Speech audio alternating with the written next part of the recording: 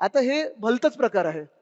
मतदाराचं नाव आणि वडिलांचं नाव, पुरुष मतदार घेतलेत आपण, कारण महिला मतदारांच्या वडिलांचं नाव बदलतं किंवा पतीचं नाव त्याच्यात येतं.